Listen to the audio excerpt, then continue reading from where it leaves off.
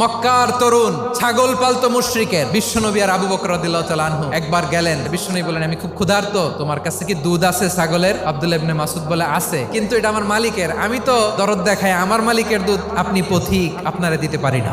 বিশ্বনবী এইটা শুনেই তারা টার্গেট করে ফেলছে। বিশ্বনবী বলেন, আচ্ছা ঠিক আছে, দুধ দিও না, কিন্তু এমন ছাগি আছে কিনা যেই ছাগির সাথে কোনো ছাগলের মিলন হয় নাই, তার ওলানে দুধও আসে নাই, বাচ্চাও নাই, এরকম ছাগির থেকে যদি আমি দুধ খাই তাহলে তো সমস্যা নাই। বলতেছে, এরকম ছাগির থেকে দুধ খাইলে সমস্যা নাই, কারণ এরকম ছাগি ওলান থেকে দুধ আসবেও না। বলতেছে, ঠিক আছে, এরকম একটা ছাগি নিয়ে আসা হলো। বিশ্বনবী বিসমিল্লাহ বলে ওই ছাগির ওলানে হাত দিলেন। হাত দিতে দেরি, পুরো ওলানটা দুধে ভরে যেতে দেরি হয় না।